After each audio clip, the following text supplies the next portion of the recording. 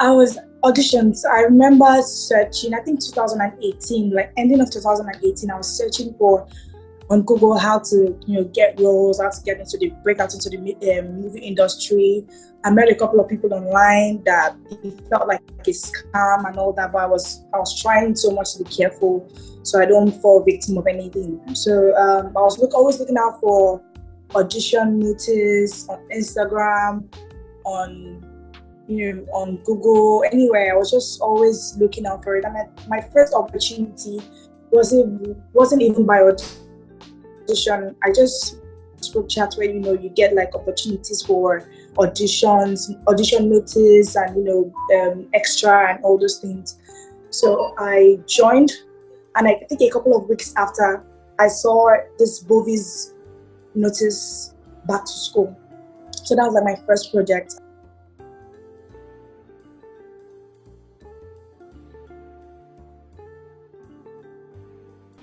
Hello everybody, you're welcome to Just for Women Africa, and my name is Ololeko Amusa, the founder of Just for Women Africa.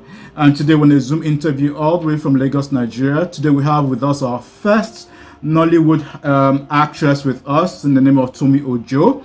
And Tomi is an actress. She's been around since 2018, and she'll be telling us on why she got started acting, her challenges, and her new project, Far From Home. She'll be talking about it. Yeah, welcome to Just for Women Africa, Tomi. Hi, thank you so much for inviting me. It's so good to be here. You're welcome. All right, Tomi. Can you tell us why did you decide to go into acting? The funny thing is that I've always found myself in acting right from when I was a child. I had these aunties that were into acting. I don't know if you guys remember, but they were the twins in I Need to Know back then. Yeah. So I was inspired by them, and I always knew I wanted to be a part of something like this. And funny enough, in primary school, secondary school, church, I was always involved in the drama club and everything. So it was just like a passion for me. I didn't really know I was going to be taking it as a profession until I saw in 2014, yes, Viola Davis. She was like my biggest inspiration as I saw How to Get Away Mother for the first time, and I knew that I'm full and strong as this actress. So yes, that was like an inspiration for me, a major one. Okay, all right, that's nice. That's nice to know. All right, so how long have you been acting for, and how did you actually get into the acting scene? Did you start by going for auditions, or you were invited over? I was auditions. I remember searching, I think 2018, like ending of 2018, I was searching for on Google how to, get roles, how to get into the break out into the movie industry. I met a couple of people online that it felt like a scam and all that, but I was trying so much to be careful so I don't fall victim of anything. So I was always looking out for audition notice on Instagram, on Google, anywhere. I was just always looking out for it. And my first opportunity wasn't even by audition. I just spoke chat where you get like opportunities for auditions, audition notice, and extra and all those things. So I joined, and I think a couple of weeks after, I saw this Bovies notice back to school. So that was like my first project, and I just decided to go for it. I wasn't really sure what it was, but I was like, okay, fine, this looks like a legit something, and maybe I should just try it out. And I was now my first try ever, and yeah, that was how it got here. Okay, that's nice. That's nice to know. I think you've gone. So you've been acting since 2018. Yeah, 2018, majorly 2019, but yeah, 2018 was like the start of it. It was like the ending of 2018 that I started into 2019. Okay, all right. So since 2018 to present, how many movie roles have you done so far? I've done a couple of African magic shows. I've done Omije. That was like my first African magic projects that I did. I played a part in Forbidden and also Eve. Then my first major movie was May 29th, also featured Antoleki, directed by director Awal Fatai. So that was like the first set of projects that I did back to back. Then 2020, that's because of the COVID-19. I didn't really do much. Because of COVID-19. Then 2021 was when I got the opportunity to star. Sorry, 2020 was when I went for the audition for Far From Home. That's an ongoing Netflix show. And I got the role and then, dragged down to 2022. Yeah. So I think I've done a lot. I've done a lot in between that I can't even remember. Okay. So can you tell us, you didn't train as an actress, so I'm sure getting into the acting field, you had some challenges. What were some of the challenges? I mean, being a first-time actress in 2018, what did you have to learn, quickly as compared to somebody who has gone to acting school and all? Okay, I think I figured I had like the natural talent to act from the beginning. I just needed to refine my talent, and I was always looking out for master classes. Anyone that was going on, that free, the ones you have to pay little money and all that. So I was always trying to refine and meet new people. It was like an opportunity to meet like producers, directors, and also showcase myself to them and to try to sell myself that I have the talent to be on their project. And majorly, I think the one way I've gotten roles were through auditions. I was always auditions have gotten me most of my roles actually, more than and then referrals in this past year. Yes. But I was always looking out for master classes to, I'm watching YouTube channels to refine my craft, basically. Okay. I mean, I do agree. YouTube has a lot of information out there. Definitely. All right. Okay. So can we talk about the Nigerian movie industry? What is it actually like for a woman being in the female? Sorry. What is it like being a woman being in the entertainment industry in Nigeria? I mean, we read a lot of stuff on the internet. Is it actually true? For me, I've not really had like a major, well, maybe a few, but it was something I could, handle personally. I believe that nobody can force you to do anything you don't want to do. Yeah, so I think is almost the same challenge that the male, actors face in the movie industry. You have to prove yourself. I think that's a major challenge I face, trying to prove myself that yes, I am worth being on this particular project. Sometimes we deal with rejection and feeling that you're not good enough and all that, but it's more mental work than physical for actors. But for me, I've been able to find balance by always encouraging myself that even if you don't get this particular project, you could always get the next one. I was always believing in my talent, and I didn't let anybody tell me that I wasn't good enough, and even if they try, I didn't listen to them because I always believed in myself that I was good. If I didn't get it today, I would always get it tomorrow, and that was the motto I lived by. But if you're talking about sexual challenges,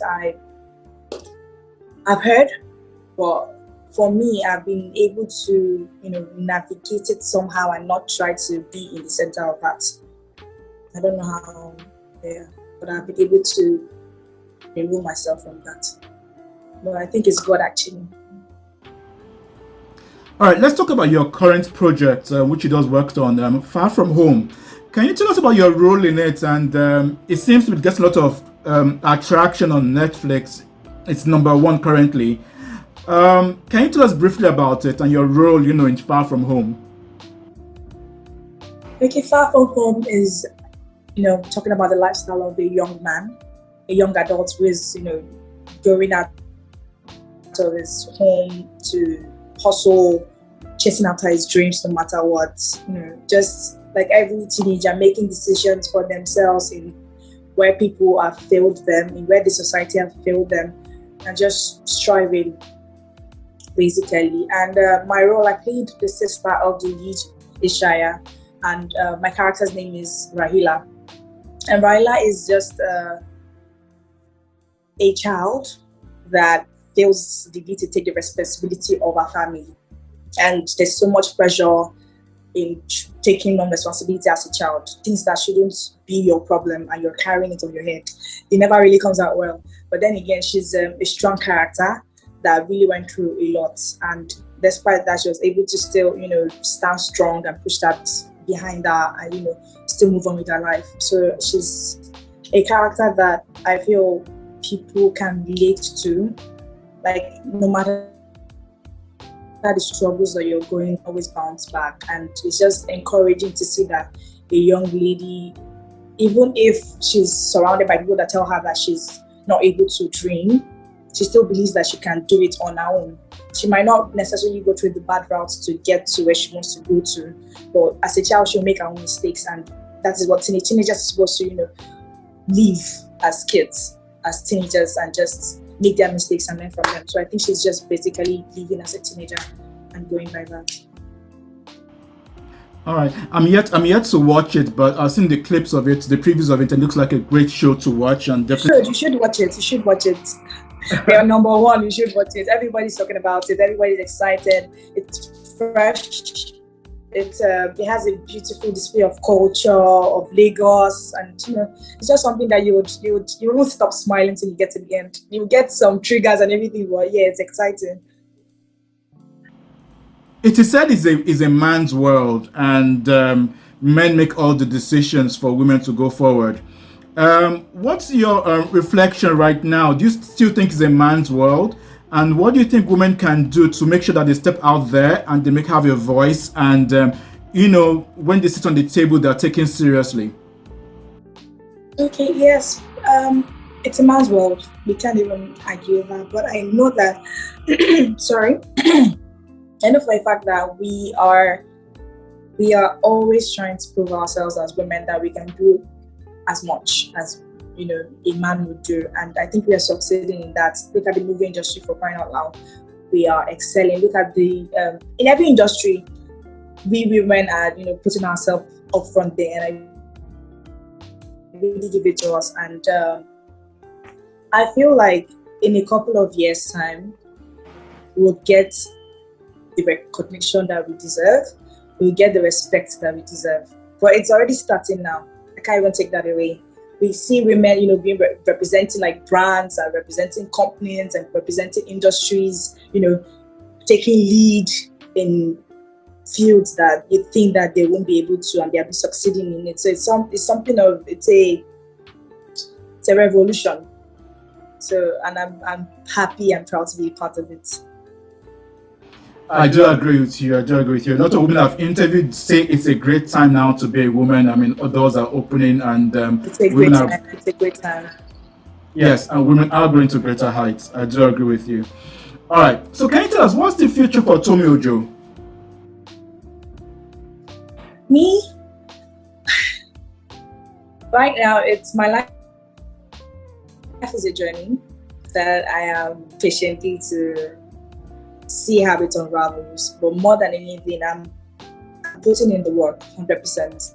Right now, I feel like I've gotten to a stage where I'm in the eye of people, and I need to not necessarily prove to anybody, but then again, I need to work for myself. I need to improve in things that I need to improve in to be at the level I want to work with, the people that I want to work with. I have a different goal with people that I want to work with now, a higher goal.